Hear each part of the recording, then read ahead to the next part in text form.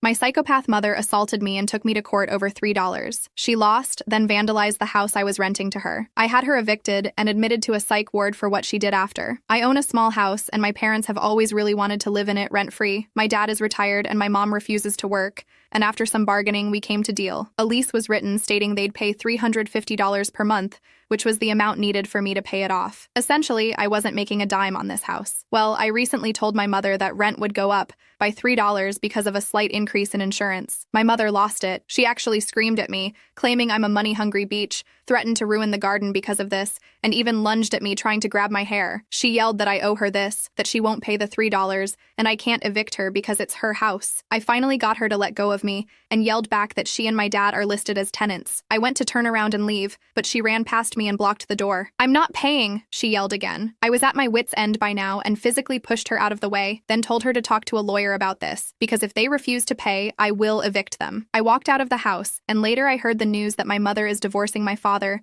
because he took my side when she told him about it. A few days later, I found out that my mother had actually gone to a lawyer, insisting that I had no right to raise the rent at all, and was determined to fight the $3 increase in court. The news hit me like a punch to the gut. I couldn't believe that my own mother was willing to drag this through the legal system over such a minor amount of money. It felt surreal, but in my gut, I knew this was just another attempt for her to exert control over the situation, another power play to try and bend things to her will. The whole ordeal of going to court was long and exhausting. My mother showed no sign of backing down, convinced she was entitled to the house. She kept arguing that the house belonged to her, that she had the right to stay there without paying more rent. It was as though the signed lease meant nothing to her. She was focused on portraying herself as the victim, emphasizing how I had betrayed her, how I owed her after everything she had done for me over the years. She made a lot of emotional statements, but none of them held up in front of the judge. The law was clear. A lease was a lease, and my parents were tenants. I was legally allowed to raise the rent to cover rising costs, even if it was just by $3. In the end, the judge ruled in my favor. The case was dismissed, and my mother's claims were rejected. My mother walked out of the courtroom in a cold silence. Her expression was a mix of anger and humiliation, like she couldn't believe what had just happened. She didn't say a word to me, but the silence between us was thick with tension. It felt like I was holding my breath, waiting for the next explosion, knowing it was only a matter of time. A few days passed with no word from her. I thought maybe this would be the end of it. Maybe she would finally accept that she had lost, but that was wishful thinking. My mother wasn't one to let go of something easily, especially when it came to control. It wasn't long before the next wave of drama hit. One afternoon, I got a call from one of the neighbors. They told me that my mother had been in the yard, ripping out plants and destroying the garden. By the time I arrived, the damage had already been done. The garden, which had once been a place of beauty and tranquility, was completely wrecked. Flowers were torn from the ground, pots were smashed, and the small trees I had carefully nurtured were uprooted. It looked like a hurricane had passed through. I stood there for a long time, staring at the destruction. I couldn't believe that my mother had gone this far. Her anger had reached a point where reason no longer mattered. It wasn't about the $3 anymore. It was about proving a point, about trying to control the situation and make sure I felt the weight of her rage. She knew how much the garden meant to me, and tearing it apart was her way of showing me that she could still hurt me, even when she couldn't win in court. I felt a deep sense of betrayal wash over me. This wasn't just a moment of anger or a heated argument. This was deliberate. She had taken the time to come to the house, to rip apart something she knew I cared about, all because she couldn't accept that I had asked for a small rent increase. I couldn't wrap my mind around how far she had gone, how deep her anger had run. It was clear to me now that she wasn't going to stop unless I made her. That night, standing in the ruins of my garden, I realized that I had no choice left. I had been avoiding it, hoping things would get better on their own, but now it was obvious they wouldn't. I had to evict them. I couldn't let my mother stay in the house any longer, not when she was capable of this kind of destruction. The decision weighed heavily on me, but I knew it was the only option left. I filed the eviction paperwork the next morning. The process felt cold and impersonal, like a final severing of the bond between us. But I had to do it. My mother had pushed me to this point, and there was no going back. When the eviction notice was finally delivered, my mother's reaction was as explosive as I had expected. She came to my house, pounding on the door, screaming about how I had betrayed her, how I owed her, how she would never leave. I didn't open the door. I couldn't face her in that state. I called the police, and they came to remove her from the property. As she was led away, she shouted that I would regret this, that she would make sure I paid for what I had done. Her words cut deep, but I didn't react. I was too tired. The whole situation situation had drained me, and I couldn't keep engaging with her anger. I just wanted it to be over. The court process for the eviction dragged on, but eventually the judge ruled in my favor once again. My parents were given 30 days to vacate the house. I knew my father would comply, but my mother was a different story. She refused to leave quietly. In the days leading up to their departure, she made the house unbearable. She scrawled hateful messages on the walls, left trash scattered throughout the rooms, and continued to try to intimidate me with phone calls and threats. The day they finally moved out, I felt a mixture of relief and sadness. My father left without saying much. He seemed broken, defeated. I helped him find a small apartment nearby.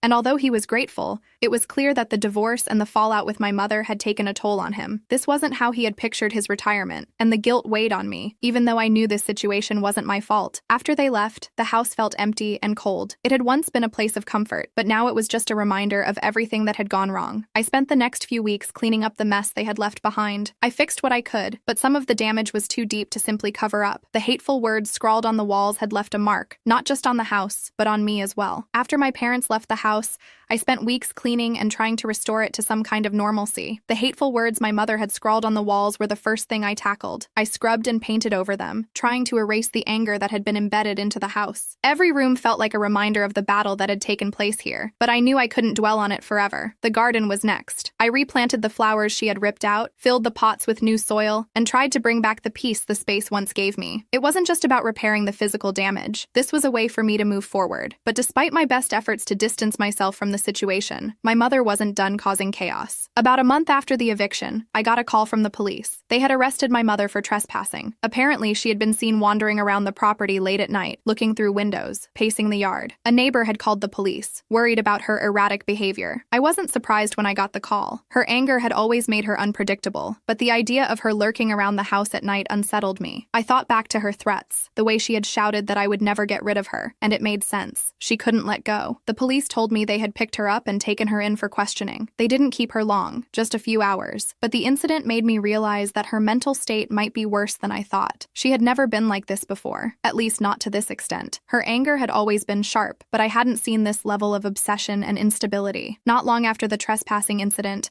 I began to notice other signs that something was off. My father, who had been mostly quiet since the eviction, confided in me that my mother had been acting increasingly erratic. He mentioned that she had started losing touch with reality, obsessing over the house, over me, and over the way her life had unraveled. He said that she was convinced I was out to get her, that I was plotting against her. He didn't know what to do, and for the first time, I saw fear in his eyes when he talked about her. Then one evening, I got another call. This time, it was from my Aunt Karen. She told me that my mother had been admitted to a psychiatric ward. After the arrest for trespassing, her behavior had continued to spiral, and she had started lashing out at anyone who tried to help her. My aunt had taken her to the hospital after a particularly violent outburst, and they decided to admit her for further evaluation. According to Aunt Karen, my mother was completely unresponsive, alternating between anger and deep depression. She was convinced that everyone was against her, and she had become a danger not only to herself, but to those around her. Hearing that my mother was in a psych ward filled me with a strange mix of emotions. Part of me felt guilty, as though I had somehow pushed her to this point, even though I knew that wasn't true. Another part of me felt relief, knowing that at least she was somewhere safe, where she couldn't continue to harm herself or others. It was strange to think of my mother in a place like that. She had always been so strong-willed, so controlling. The idea of her being helpless in a hospital felt surreal. A few weeks passed, and my father and I stayed in touch, trying to support each other through the aftermath of everything that had happened. He visited her at the hospital, but I didn't go. I couldn't bring myself to see her like that. Not yet. I needed time to process everything, to come to terms with the fact that my mother had spiraled so far out of control. Then, one day, I got another call. This time, it was from the hospital. My mother had been discharged. They said that while she wasn't fully stable, she had shown enough improvement to be released. I wasn't sure what to think. On one hand, I was glad she was doing better, but on the other, I worried that it was too soon. I wasn't ready to deal with her again. I wasn't ready for whatever came next. After her release, my mother moved into a small apartment near Aunt Karen's house. I didn't visit her,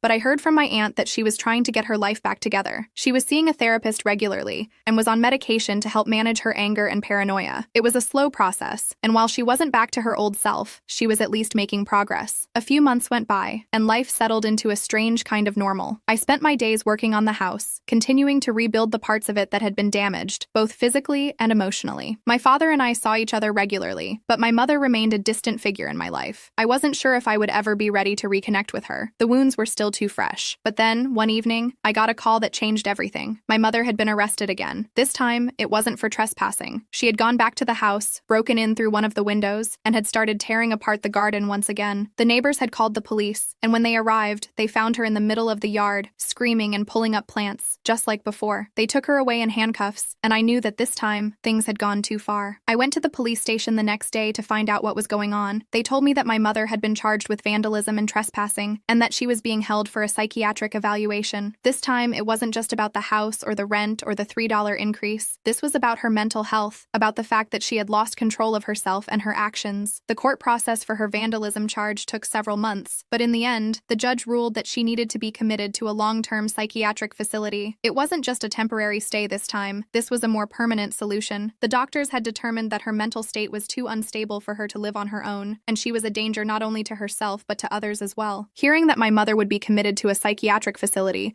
brought a sense of finality to everything that had happened. It was heartbreaking in a way, but it was also a relief. I knew that she was in the right place now, where she could get the help she needed. But at the same time, it felt like the last thread connecting us had been cut. She wasn't the same person anymore, and I wasn't sure if she ever would be again. In the months following her commitment, I focused on rebuilding my life. My father continued to live nearby, and we grew closer as time went on. We both carried the weight of what had happened with my mother, but we didn't talk about it much. It was an unspoken understanding between us. That chapter of our lives was over, and we had to move on. The house, once filled with so much tension and anger, had finally become a place of peace again. I had replanted the garden for the second time, and the flowers bloomed brighter than ever before. The house felt like mine again, no longer haunted by the memories of the past. As for my mother, I received updates from my aunt every now and then. She was doing as well as could be expected in the psychiatric facility, but I didn't visit her. I wasn't ready to face her, and I wasn't sure if I ever would be. The distance between us had grown too wide, and while I hoped she would find some peace in her own life, I had to focus on finding it in mine.